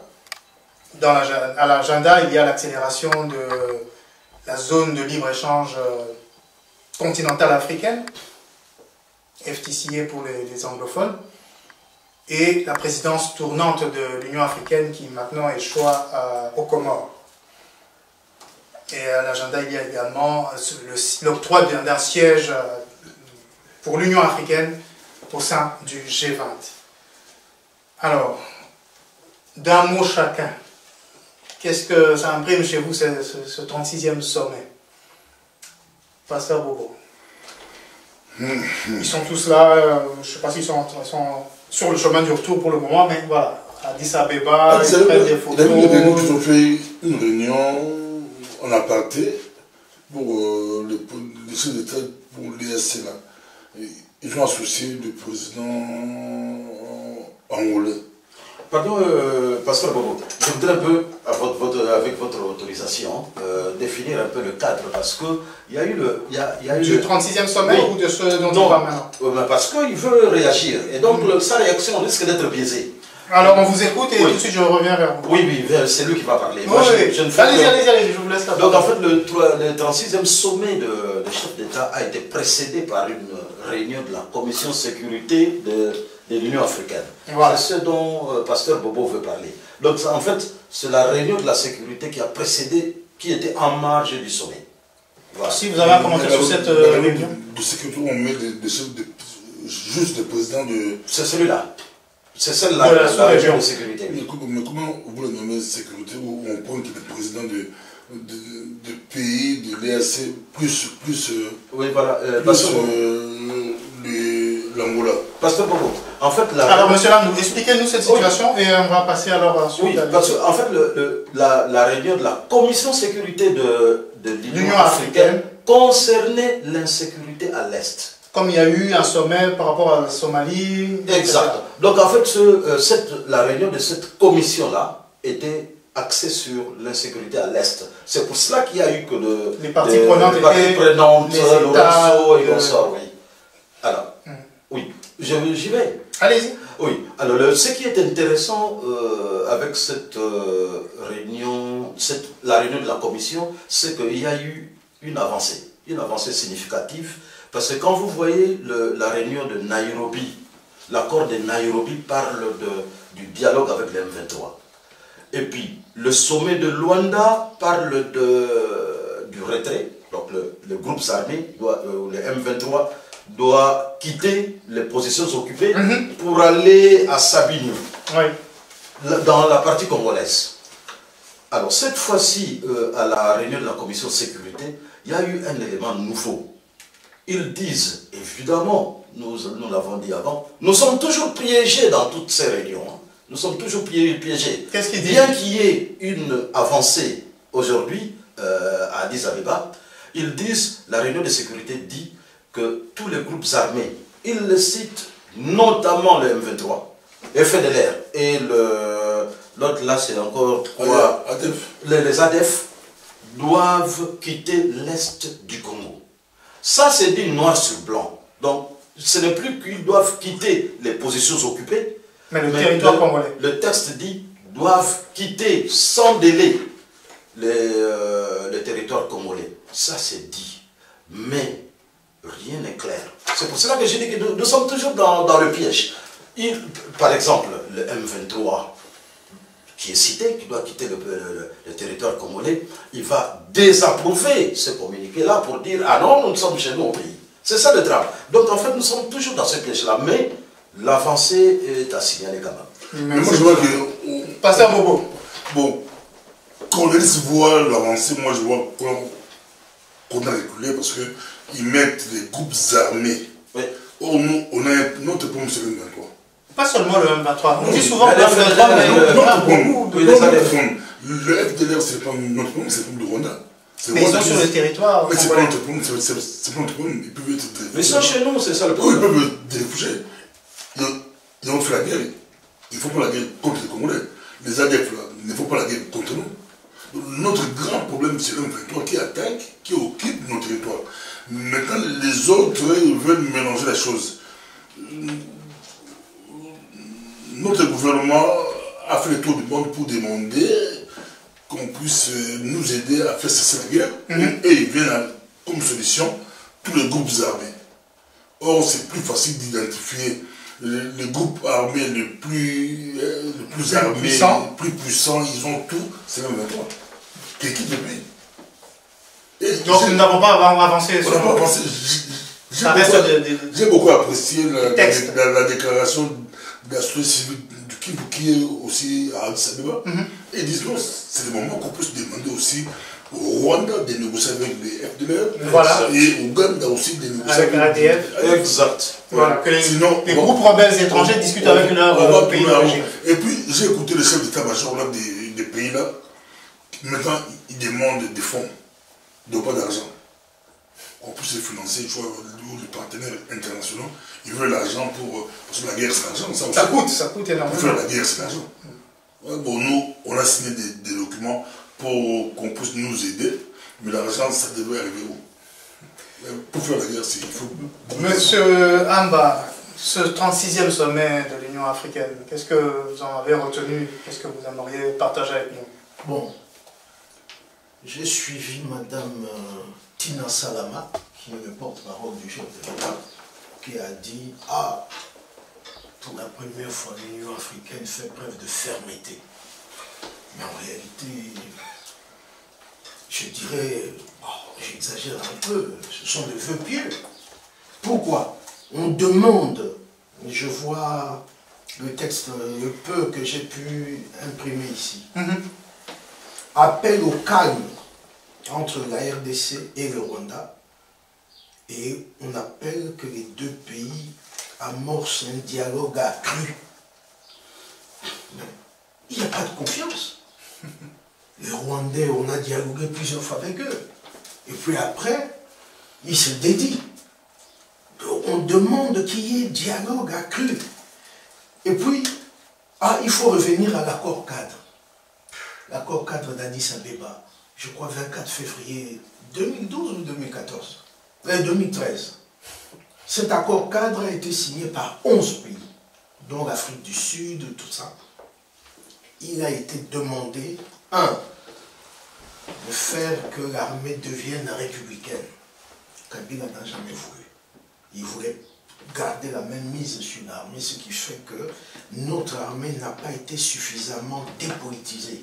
Il fallait dépolitiser la police, dépolitiser les services de renseignement.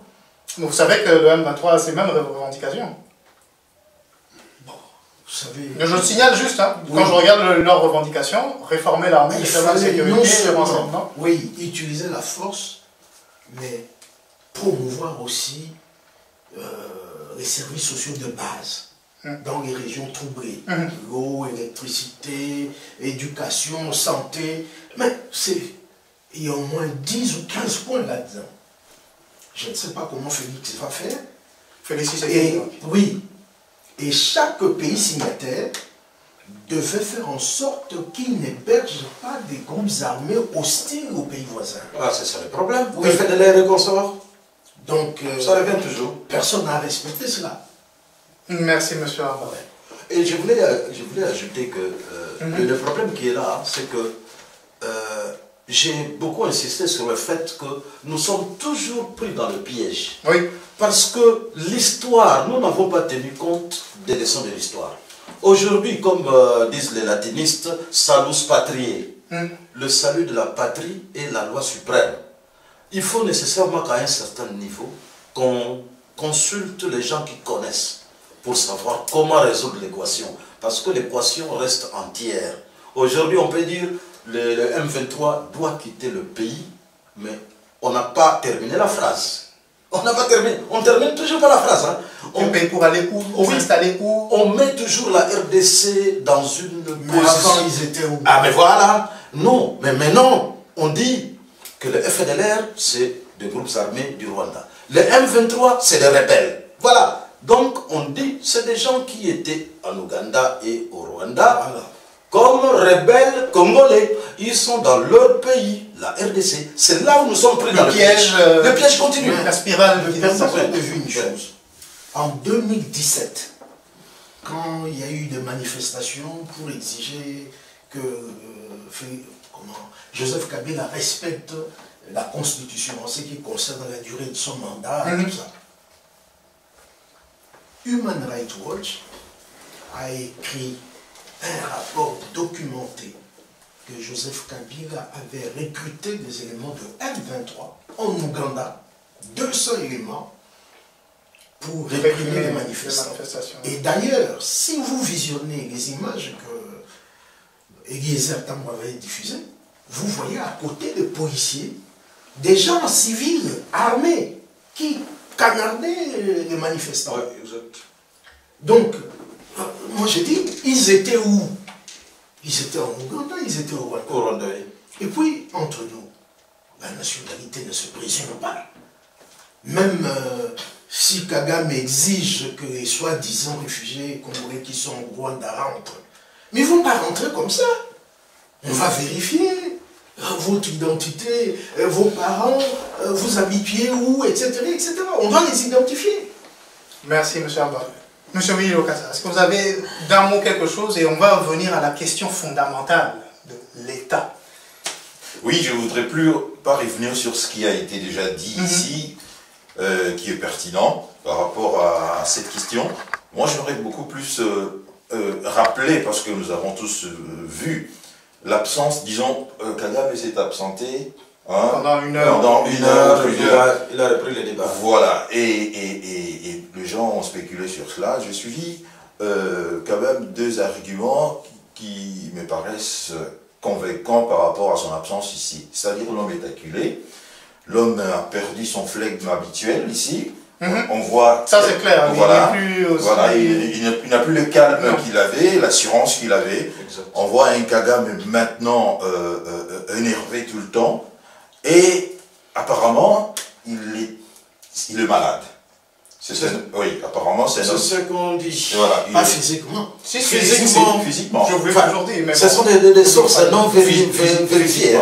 Laissons M. Lokassa finir. L'homme serait malade et il a tout le temps besoin de prendre ses médicaments pour stabiliser son anxiété. Donc, le temps qu'on a vu qu'il s'est absenté, il voulait même rentrer à Kigali, mais il a été dissuadé par ses conseillers, vu l'importance du sommet, de rester. Il a pris ce médicament et après il est revenu. Après, ce que je vais encore ajouter, c'est que, parce qu'on parle ici de la zone de libre-échange, là. C'est ça. C'est-à-dire, ici, il s'agit de faire le commerce avec deux pays, limitrophes. Les frontières ne sont plus... Exactement. Libre circulation des biens, des personnes et des fonds. Voilà, on constate une chose que le finance ne vend plus terriblement bien. C'est-à-dire, le banque, il n'y a plus l'argent au Rwanda, je parle naturellement ici. Le banque, l'argent ne circule plus. Et Paul Kagame, vous le savez très bien, le Rwanda a construit énormément ici des bureaux, parce que c'était comme un lieu où des gens allaient faire des conférences à Kigali. Et malheur maintenant, c'est quoi? C'est que depuis la pandémie de 2020, après il y a de nouvelles façons de travailler. Les gens travaillent maintenant par visioconférence. C'est-à-dire que des voyages... Il n'y a plus moyen de rentabiliser. Voilà, le voyage que les gens d'affaires allaient faire des réunions à Kigali ne viennent plus. Maintenant, c'est par visioconférence, tout ça, on gagne le temps, on gagne l'argent. Les entreprises économisent beaucoup d'argent et le temps. Et tout ça crée un manque à gagner. C'est-à-dire que l'argent ne vient plus. Kagame, maintenant, montre des signes, des nervosités. Et vous ajoutez à cela également la fermeture du robinet du président Félix Tshisekedi par rapport aux accords qu'ils ont signés, vous savez. Et c'est là, pour moi, je vois tout simplement que l'homme est beaucoup plus, c'est tend vers beaucoup plus la sortie que, voilà. Merci pour ce point. Monsieur Abba, et puis nous allons passer au dernier point. Effectivement, Kagame, lors de la réunion à huis clos, il a quitté la salle. Et quand on lit le communiqué final, on se rend compte qu'on l'a ménagé.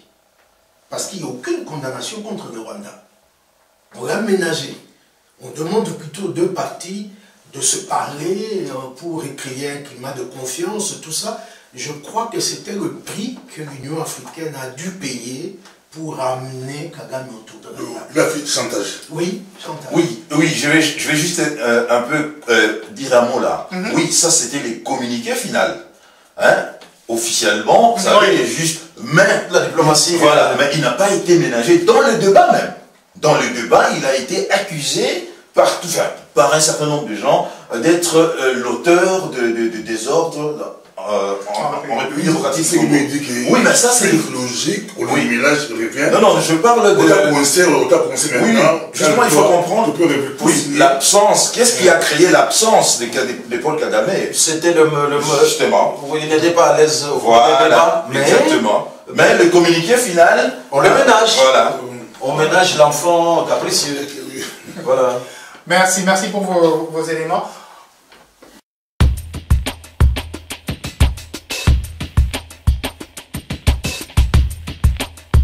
En 2 minutes, on va clôturer en parlant de la CENI. Non pas que ce soit un point mineur de notre agenda, mais c'est juste que le temps nous fait défaut et la phase qui nous concerne ici est importante, mais ne demande pas beaucoup de débat. La CENI, dans ces phases d'enrôlement, il y a 3 aires opérationnelles qui ont été définies. La première aire devait enrôler 10 provinces. Ils ont commencé le 24 décembre pour s'achever le 24 janvier. Il y a eu une prolongation de 25 jours jusqu'au 17 février. L'ère opérationnelle numéro 2 commençait le 26 janvier avec 9 provinces, plus 3 pays, 3 pays étrangers, enfin 3 pays, Belgique, France, République sud-africaine pour les Congolais vivant dans ces 3 pays. On aurait entendu qu'il y aurait une prolongation qui aurait été accordée pour cette ère opérationnelle, mais on va vérifier ça avec vous. Et puis il y a l'ère opérationnelle numéro 3 qui va finir avec 7 provinces et qui a commencé le 17 février, il y a quelques jours, donc pour la partie est de la République, et qui devrait s'achever le 17 mars. Vous qui êtes sur les réseaux sociaux, à l'agence congolaise de presse, en train de suivre tout ce qui se passe, quels sont les derniers éléments que nous avons par rapport à cet élément fondamental du cycle électoral, celui de l'enrôlement des électeurs? Nous avons parlé toute la soirée ici de la responsabilité de l'État qui fait défaut, mais l'État, pour qu'il prenne ses responsabilités, il faut des animateurs. Ces animateurs, ils doivent être élus. Et c'est ça qui est important ici. Pasteur Bobo, avez-vous quelques éléments sur l'évolution? J'ai beaucoup aimé quand tu dis les points mineurs, c'est pas point mineur. Mais je crois que moi, dans mes actualités compliquées que j'anime chaque soir, je commence à les mettre comme point mineur. Je sais que les Congolais, les politiciens congolais aiment beaucoup les élections. C'est leur point central. Aujourd'hui, on a commencé par d'autres choses là qu'on a commencé. Oui. C'était notre priorité. Tout à fait. Ça devrait aussi être la priorité du pays, de récupérer le pays. Donc, au niveau de nos hommes politiques, Kagame peut prendre Bukavu, il peut prendre Goma, mais il faut qu'il y ait les élections. Qui s'en allent, et ils pensent aux élections. Ils réfléchissent les élections, ils bouclent les élections. Mais je crois, bon, de l'autre côté, je vois que Kagame a progressé quand même. Il progresse quand même. Mais ici en Belgique, on a allongé. Ah, vous avez la confirmation qu'il y a eu vraiment une prolongation pour la Belgique? Oui, bon, j'ai beaucoup de sources.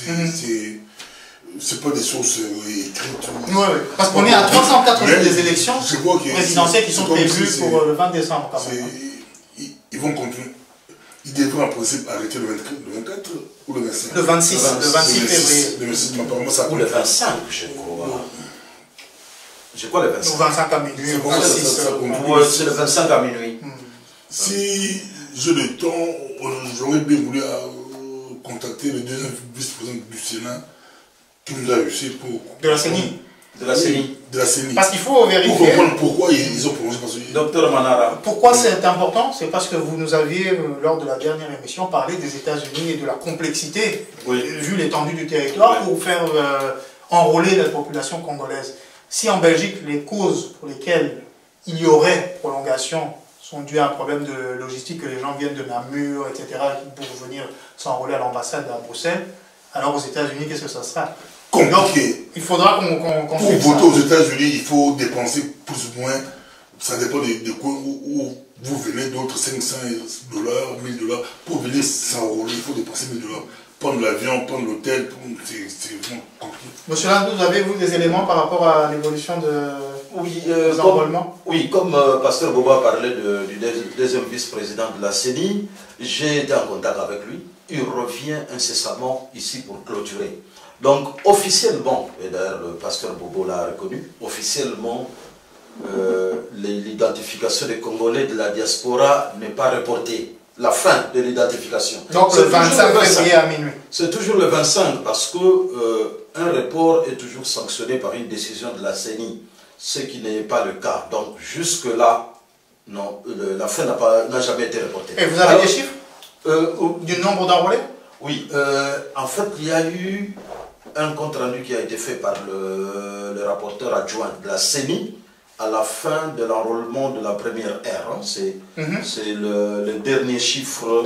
C'est 14 millions oui, de poussière. 14 millions pour toute la République.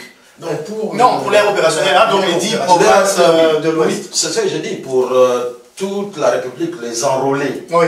Les enrôlés jusque-là. Donc en fait, là-dedans, il y a des chiffres par circonscription, Sankourou. Je les ai ici. Hein, ah bah vous nous transférez ça, comme ça on va regarder ça à la fin de l'émission. Mais il faut dire que le cycle suit son cours. C'est ça qui est intéressant parce qu'actuellement, on est déjà à la 3e ère opérationnelle. Qui a commencé le 17 février normalement. Oui, qui est l'ère où il y a des troubles...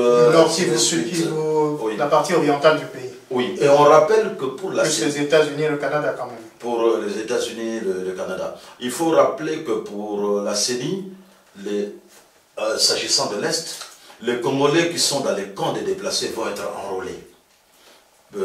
Conformément, disons par rapport à leur lieu de résidence habituel. Oui, bien que étant dans le camp de réfugiés, ils vont être enrôlés par rapport à leur circonscription pour garder évidemment les chiffres dans chaque circonscription. Alors, il est acquis que les Congolais qui se trouvent dans les zones occupées par les M23 ne vont pas être enrôlés. Ça, c'est acquis. De trois, il y a aussi des problèmes dans certaines localités de l'Ituri où les ADF ont prise sur plusieurs localités. Et d'ailleurs, pas plus tard qu'hier, il y a eu 5 morts dans l'Ituri, dans une localité. Et évidemment... pendant l'enrôlement? Non, pendant la période d'enrôlement. C'est-à-dire là où les ADF sévissent, il n'y a pas d'enrôlement. Il n'y a pas de bureaux de vote, des bureaux d'enrôlement qui sont implantés.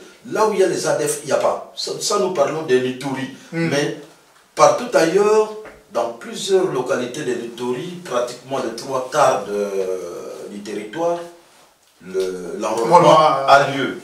Merci, donc, monsieur. Il y a encore des poches de résistance par-ci par-là. Donc, selon vos dernières informations, 14 millions d'enrôlés globalement. Globalement, oui. Jusque-là. On attendait 18 millions. Ouais. Monsieur Amba, plus d'éléments par rapport à ça? 4 millions. Donc, c'était des estimations. Donc, oui, tout à fait. Oui, il faut aussi signaler que, pardon, avant que M. Amba intervienne, il faut signaler que de plus en plus de voix dans la première ère d'enrôlement voudraient qu'il y ait encore prolongation de l'enrôlement parce qu'ils estiment qu'il y a certains points, comme par exemple à l'Équateur, à l'ex-Équateur, et aussi dans le Congo central, où on réclame une prolongation d'au moins 15 jours. Pour quelle raison? Pour raison de non-pénétration de la CENI dans certains coins de ce territoire-là. Alors, monsieur Amba, nous arrivons vraiment à la fin. Si vous avez été, sauf que pour la première ère électorale, on attendait 18 millions d'électeurs. Ils ont plus ou moins 14,200 mégas. 14 millions et 200 000. Monsieur Lopez, si vous avez quelques éléments sur la CENI et la phase d'enrôlement qui se terminerait le 17 mars.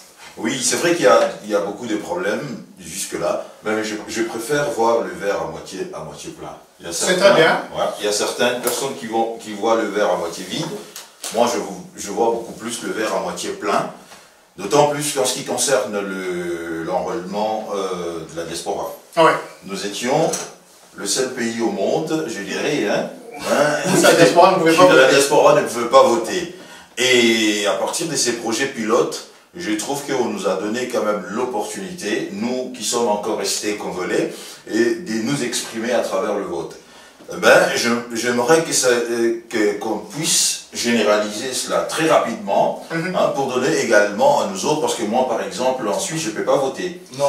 Voilà, d'autant plus que, même si je me déplaçais, je venais ici, je n'ai pas les droits là, parce que je n'ai pas la carte de résidence ici. Voilà.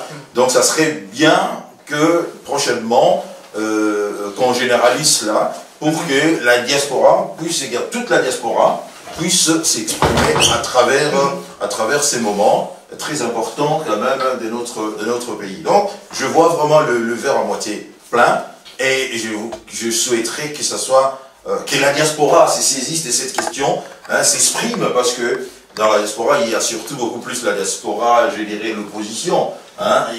Les gens sont beaucoup plus dans l'opposition, qu'elles se saisissent de cela pour exprimer leur vote ici, pour sanctionner naturellement ici le candidat ou le président sortant, en l'occurrence Félix Antoine Tshisekedi Tshilombo. Donc je trouve ça quelque chose de très très bien. Pour la première fois, nous allons nous exprimer à travers le... Eh bien, je sais que moi je déplore. Sur cette note positive, moi je déplore. Il y a beaucoup d'appels au boycott de l'espoir. Les gens boycottent.